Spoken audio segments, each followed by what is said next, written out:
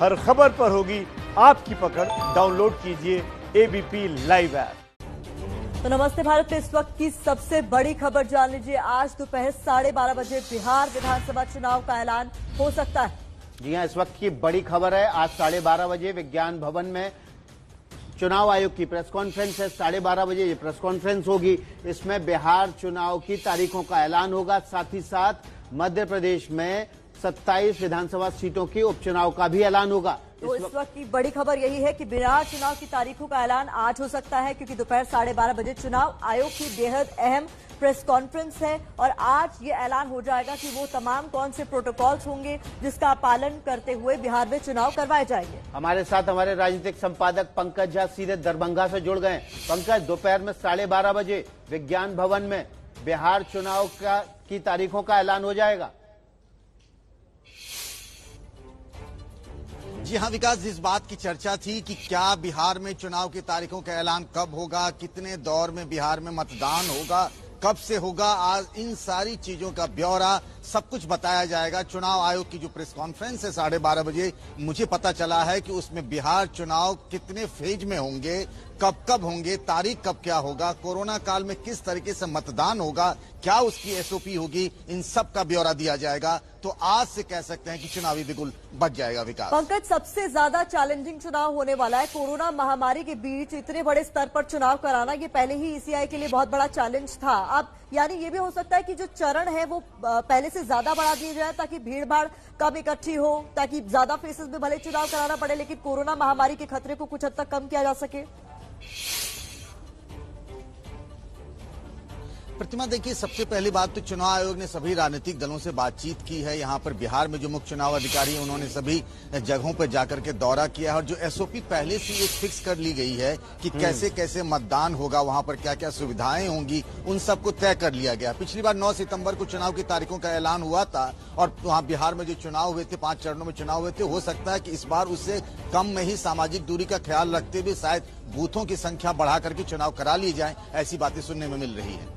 जी पंकज, आपके सूत्र क्या कह रहे हैं, कितने चरण में चुनाव हो सकता है? पिछली बार संभवतः 5 चरण में चुनाव हुआ था। इस बार कोरोना काल में न केवल फोर्सेस का मूवमेंट जो है वो अलग अलग इलाकों में धीमे धीमे किया जाएगा, इसके अलावा लोगों की ज्यादा बूथ भी हो उसका भी ख्याल रखा जाएगा। उसके लिए भी जो चुनाव कर्मी होंगे उनका मूवमेंट भी होना चाहिए। तो ज्यादा बड़े स्तर पर ज्यादा बड़े चरणों में चुनाव हो सकता है।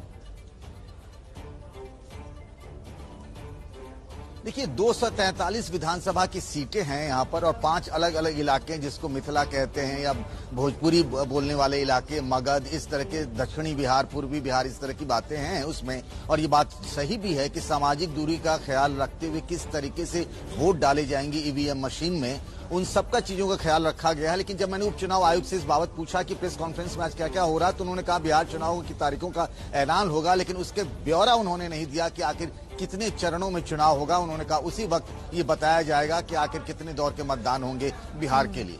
243 सीटें पंकज, 7 करोड़ 29 लाख के करीब मतदाता। चैलेंजिंग तो होगा कोरोना संकट काल के बीचों बीच चुनाव कराना। पंकज जी, आपको आवाज, शायद पंकज को आवाज नहीं पहुंच पा रही है।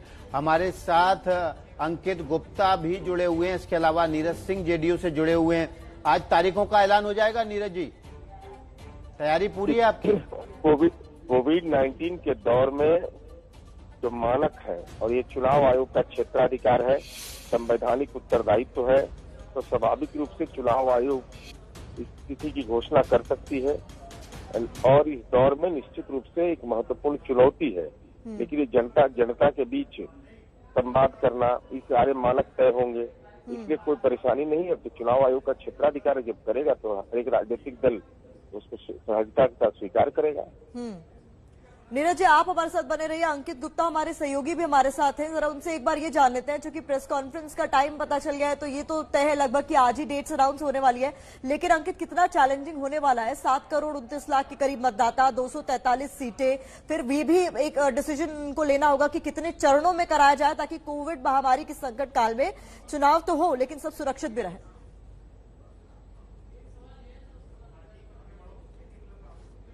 बहुत बड़ी चुनौती है। इसी वजह से जैसी जानकारी, शुरुआती जानकारी है कि 3 से 4 चरणों तक ये चुनाव हो सकता है। क्यों? उसकी वजह क्या है? पिछले चुनावों में 72,000 पोलिंग स्टेशन थे, लेकिन इस बार जो चुनाव आयोग की तैयारी है करीबन 1,06,000 पोलिंग स्टेशन बनाने की है।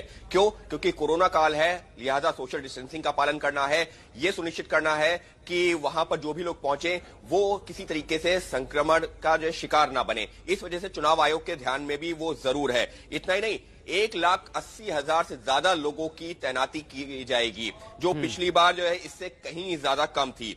यानी पिछली बार की तुलना में 45% पोलिंग बूथ ज्यादा होंगे। वहीं जो लोगों की तैनाती, जिनका ऊपर जिम्मेदारी होती है चुनाव को संपन्न करवाने की, वो जो है उन लोगों की तैनाती भी पिछले चुनावों की तुलना में कहीं ज्यादा होगी। इसके साथ ही दूसरी महत्वपूर्ण चीज ये भी है कि जो एक पोलिंग स्टेशन पर जो अमूमन लोग पहुंचते थे, अब उनकी संख्या भी सीमित की जाएगी और इसी वजह से पोलिंग स्टेशन बताएंगे आप कितने बूथ बढ़ाए जाएंगे? हमने सुना तकरीबन दुगने बूथ कर दिए जाएंगे और सुरक्षा कर्मियों की तादाद भी बढ़ाई जाएगी।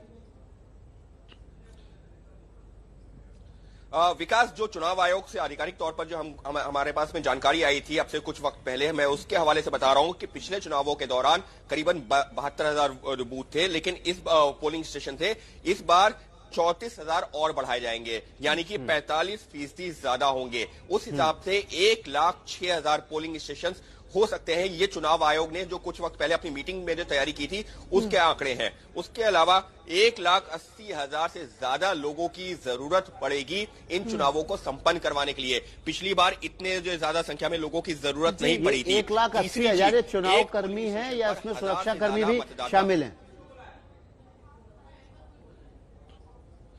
विकास, जो जानकारी चुनाव आयोग की तरफ से दी गई है उसमें यह कहा गया है कि 1,80,000 से ज्यादा लोगों की जरूरत पड़ेगी हमको इस चुनाव को संपन्न करवाने की। तो बाकी ये चुनाव आयोग अभी जो प्रेस कॉन्फ्रेंस करेगा उसमें ये सारी डिटेल्स आएंगी, ज्यादा क्लैरिटी मिल पाएगी। माफी चाहूंगी, आपको रोक रही हूँ, लेकिन मृत्युंजय तिवारी हमारे साथ जुड़ गए, आरजेडी प्रवक्ता है। मृत्युंजय जी, जिस तरीके से कोरोना का संकट है, संसद का सत्र समय से पहले खत्म करना पड़ गया और बिहार के चुनाव एक बड़ा चैलेंज हो जाएगा करवाना, क्योंकि आपको कोरोना का खतरा वहां सता रहा था, तो यहाँ तो बहुत बड़े लेवल पर आप लोगों के लिए चैलेंजिंग होगा, लोगों के बीच जाना, किस तरीके से सब कुछ होने वाला है चुनाव से पहले। देखिए, निश्चित रूप से चुनाव आयोग के सामने बहुत बड़ी चुनौती है, क्योंकि कोरोना काल में इस तरह का संक्रमण से भी लोगों को बचाना है, ये भी जिम्मेवारी है। इसी बात की चिंता हमारी पार्टी को, हमारे नेता को था और हम लोगों ने लिखित रूप से सभी बातों से अवगत चुनाव आयोग को करा दिया था हमारी पार्टी ने। अब चुनाव आयोग आज तारीखों का ऐलान करता है, हम लोग तैयार हैं, लेकिन ये सुनिश्चित चुनाव आयोग को करना पड़ेगा कि ज्यादा से ज्यादा इस लोकतंत्र के महापर्व में भागीदारी हो, जनता की कैसे मतदाता बूथों तक जाएं, सुरक्षित जाएं, संक्रमण न फैले, इन सारी चीजों को लेकर के चुनाव आयोग को तैयारी करनी होगी, जिसे हम समझते हैं। मृत्युंजय जी, आप हमारे साथ बने रहिए। हमारे साथ राजीव रंजन, जेडीयू प्रवक्ता भी जुड़ गए हैं। राजीव जी, अभी तक गठबंधनों के सीट शेयरिंग फार्मूले का ऐलान नहीं हुआ है और चुनाव आयोग तारीख का ऐलान कर देगा। अब आपको जल्दी से सीट शेयरिंग फार्मूला भी तय करना होगा। देखिए, जब नेताओं की है कि हम मिलकर लड़ेंगे और बिहार में एनडीए की सरकार नीतीश कुमार जी के नेतृत्व में जनता के आशीर्वाद से बनाएंगे, तो निसंदेह बाकी चीजें बहुत आसान हो जाती है। लगातार संवाद जारी है और हर पार्टी अपना होमवर्क कर चुकी है, तो इसलिए जैसे ही ऐलान होगा आधिकारिक तौर पर पार्टियों के तालमेल की जो जानकारी है वो आपको साझा समय आते के साथ कर दी जाएगी। जी राजीव जी, एलजेपी आपके गठबंधन का हिस्सा होगी या नहीं होगी? देखिए, हर गठबंधन में चुनाव के समय सीटों को लेकर अपेक्षाएं ज्यादा होती है और ये भी तय है कि 2019 को ऐसा ही परिस्थिति था। घटक दलों के अंदर कई सीटों को लेकर के बातें चल रही थी, लेकिन अंततः जब साझा ऐलान हुआ तो सब मिलकर लड़े और 40 सीटें हम लोग जीते। तो इसीलिए अभी भी हम आश्वस्त हैं, गठबंधन का स्वरूप जो वर्तमान में है वो बना रहेगा और 2010 से 2010 वर्तमान स्वरूप में तो एलजेपी हिस्सा है नहीं। अभी वर्तमान स्वरूप तो अभी जो 2019 के लोकसभा चुनाव में हम साथ ही लड़े हैं, लेकिन नीतीश कुमार कह रहे हैं कि उनको तो रामविलास पासवान की हेल्थ का आइडिया ही नहीं है, उनके स्वास्थ्य के बारे में जानकारी नहीं है। तो ऐसे नेता आपस में अगर इतनी ज्यादा संवादहीनता है तो सीट शेयरिंग फार्मूला कैसे तय होगा? मैं तो आश्वस्त हूँ और कमोबेश यही परिदृश्य आपको दिखा होगा 2019 में। अगर आप आर्काइव में जाएंगे तो उस समय के विजुअल्स और अलग अलग घटक दलों के जो बयान थे, लोगों को कई तरह की आशंकाएं थी। लेकिन सीट शेयरिंग का जो मसला है, जिस अलायंस के जीतने के चांसेस ज्यादा होते हैं वहाँ घटक दलों में सीटों को लेकर के कई बार ऐसी बातें आती है जिससे लोगों को असमंजस का आभास होता है। लेकिन ऐसा कुछ है नहीं, पूरी ताकत के साथ हम उतरने जा रहे हैं और एक इतिहास रखने की ओर बिहार में हम बढ़ रहे हैं। मृत्युंजय तिवारी भी हमारे साथ जुड़े हुए हैं आरजेडी से। मृत्युंजय जी, आपके दल में क्या सीन है यहाँ पर? चूंकि नाराजगी तो हर तरफ चल रही है, आपके यहाँ पर सब कुछ ठीक है? देखिए, हमारे यहाँ ऑल इज वेल है। हमारे ऑल इज वेल है मृत्युंजय जी। कल आरएलएसपी के नेता उपेंद्र कुशवाहा ने मंच से कह दिया कि तेजस्वी यादव के नेतृत्व में बिहार में विकास की बयार नहीं बह सकती, नीतीश कुमार से नहीं लड़ा जा सकता। और उसी बैठक में उपेंद्र कुशवाहा को मुख्यमंत्री बनाने के नारे लगे। देखिए, उन्होंने क्या कहा, वो उनको तो अपमानित होकर के एनडीए से न आना पड़ा था। एनडीए में अपमान मिला तो हमारी पार्टी, हमारे नेता ने सम्मान दिया। तो आप क्या सम्मान मिल रहा होता तो वैसी बात नहीं कर रहे होते ना? नहीं, किसी का भी अंतरात्मा यही तो। एनडीए क्या करती है? जेडीयू तोड़ फोड़, खरीद फरोख्त, ये चुनाव में। लेकिन जनता लोकतंत्र में महत्वपूर्ण है और जनता का सैलाब तेजस्वी यादव जी को चाह रहा है मुख्यमंत्री देखना। तो आरएलएसपी कह रही है कि मुख्यमंत्री उपेंद्र कुशवाहा हूं, तो ये संभव है कि आप उपेंद्र कुशवाहा को मुख्यमंत्री बना दें? नहीं, लोकतंत्र उपेंद्र कुशवाहा जी जहाँ जा रहे हैं वहाँ उनको मुख्यमंत्री बना देगा। मुख्यमंत्री सीधा दो धड़ों के बीच में लड़ाई है। एक का नेतृत्व कर रहे हैं श्री तेजस्वी यादव जी, दूसरी ओर है आदरणीय श्री नीतीश कुमार जी। तो मुकाबला बिल्कुल साफ है। बिहार की जनता तेजस्वी यादव के साथ है। नौजवान हो, किसान हो, आप देख रहे हैं तेजस्वी यादव जी ने उप मुख्यमंत्री रहते हुए, नेता विरोधी दल रहते हुए जिस तरह से सड़क से लेकर सदन तक बिहार की जनता के हित की बात की है। जो मुद्दे उन्होंने उठाए हैं, विकास के मुद्दे, नई सोच के साथ बिहार आखिर क्यों फिसड्डी है, क्यों अपराध में नंबर 1 है, क्यों गंदगी में नंबर 1 बना, क्यों भ्रष्टाचार साथ घोटाले हुए, क्यों उद्घाटन के पहले ही कितने पुल तटबंध मेरी प्रतिक्रिया भी ले लीजिए। इतने बेरोजगारी क्यों बढ़ गई, बेरोजगारी की मार से परेशान है नौजवान। इन सारी चीजों को लेकर बिहार की जनता त्रस्त है। और जो सत्ता में 100 कोरोना काल में 120 दिन तक जो प्रदेश का माननीय मुख्यमंत्री निकले नहीं, जिस समय राजीव जी हमारे साथ हैं, जेडीयू के प्रवक्ता, उनसे ले लेते हैं आपकी इस बात पर रिएक्शन। राजीव जी क्या कहेंगे? आरोप लग रहे हैं आपके ऊपर।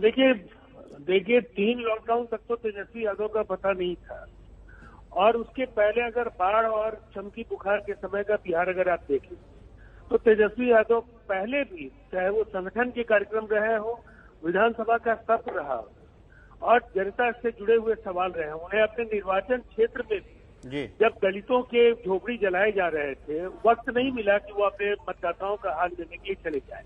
कोविड के संक्रमण के मामले उनके विधानसभा क्षेत्र। राजीव जी एक छोटा सा सवाल, आरएलएसपी कह रही है यूपीए में उसको जगह नहीं मिल रही, तेजस्वी नीतीश कुमार से नहीं लड़ सकते। क्या आरएलएसपी की वापसी दिखती है आपको जेडीयू में फिर से?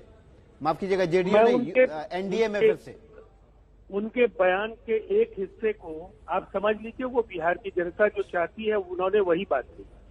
तेजस्वी यादव एक अनुभवहीन और अहंकारी व्यक्ति है। उन्हें राजनीति कहीं न कहीं विरासत में सोने के चम्मच की तरह मिली है। वो लालू जी, नीतीश कुमार जी और रामविलास जी की तरह जमीन से निकल करके यहाँ तक नहीं पहुंचे हैं। इसीलिए वो जमीनी मुद्दों को नहीं समझते हैं और अनावश्यक टकराव से बिहार की जनता को गुमराह करना बहुत आसान नहीं होगा। पिता की विरासत से परहेज करने की कोशिश उन्होंने पोस्टर में की, लेकिन उनका खुद का वजूद क्या है? जंगल राज अगर उनका अतीत है तो इससे पल्ला झाड़ना इतना आसान नहीं होगा। ठीक है। जो खून खराबा उस दौर में हुआ है, जो नरसंहार हुए हैं, जिस तरह से बिहार का विकास अवरुद्ध हुआ, बिहार को जिस तरह से शर्म की दृष्टि से देखा जा रहा था, गुमनामी के अंधेरे में बिहार था, और ये बड़ी बड़ी बातें करते हैं आरजेडी के नेतागण, ये बिहार की जनता को बहुत बहुत शुक्रिया, दोनों का बहुत बहुत शुक्रिया। राजीव रंजन जी आपका भी, मृत्युंजय तिवारी जी आपका भी हमारे साथ जुड़ने के लिए।